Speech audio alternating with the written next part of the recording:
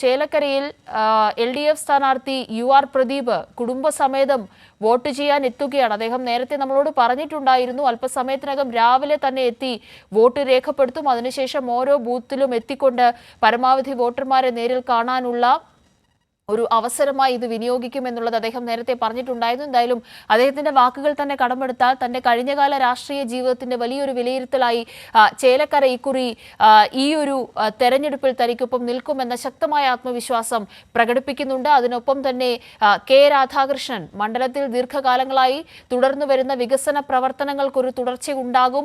ആ നിലയിൽ UR പ്രദീപിനോട് ഇടതുമുന്നണിയോട് LDFന്റെ കരുത്തുറ്റ സ്ഥാനാർത്ഥിയോട് ചേലക്കര മണ്ഡലം കഴിഞ്ഞ കാലങ്ങളിലേതുപോലെ തന്നെ പ്രതികരിക്കുമെന്ന ശക്തമായ ഒരു ആത്മവിശ്വാസം അദ്ദേഹം പ്രകടിപ്പിച്ചിരുന്നു. അദ്ദേഹം ഇപ്പോൾ വോട്ട് ചെയ്യാൻ എത്തുകയാണ്. പോളിംഗ് ബൂത്തിൽ രാവിലെ തന്നെ മാധ്യമപ്രവർത്തകരടക്കം വലിയൊരു സംഘം അദ്ദേഹത്തിനൊപ്പം തന്നെ അവിടെ ഉണ്ട്. ഒരുപക്ഷെ വോട്ട് ചെയ്തതിന് ശേഷവും അദ്ദേഹത്തിന്റെ പ്രതികരണങ്ങൾ നമുക്ക് ലഭിച്ചേക്കും. ചേലക്കരയിലെ എല്ലാ ബൂത്തുകളിലും വളരെ ശക്തമായ ഒരു നീണ്ട ക്യൂ ആദ്യത്തെ മണിക്കൂറിൽ തന്നെ ഉണ്ട് എന്നതാണ് നമ്മൾ മനസ്സിലാക്കുന്നത്. ആ ഒരു നിലയിൽ തന്നെ ചേലക്കര ഈ ഒരു തെരഞ്ഞെടുപ്പിനോട് പ്രതികരിക്കുന്നു എന്നുള്ളത് മുന്നണികൾക്കും സ്ഥാനാർത്ഥികൾക്കും വലിയ സന്തോഷം ഉളവാക്കുന്ന കാര്യമാണ്.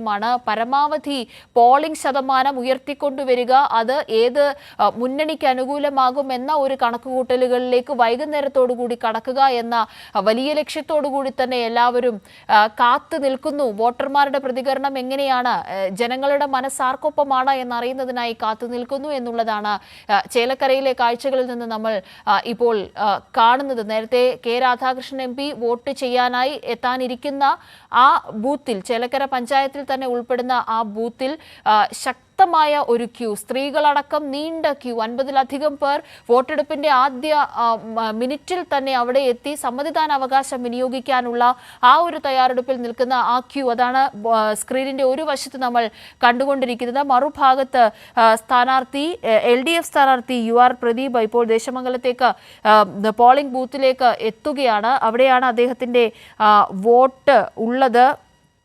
അല്പസമയത്തിനകം അദ്ദേഹം സമ്മതിദാനാവകാശം വിനിയോഗിച്ചുകൊണ്ട് വോട്ട് രേഖപ്പെടുത്തിക്കൊണ്ട് മാധ്യമങ്ങളോട് വീണ്ടും പ്രതികരിക്കുമെന്നത് തന്നെയാണ് നമ്മൾ പ്രതീക്ഷിക്കുന്നത്.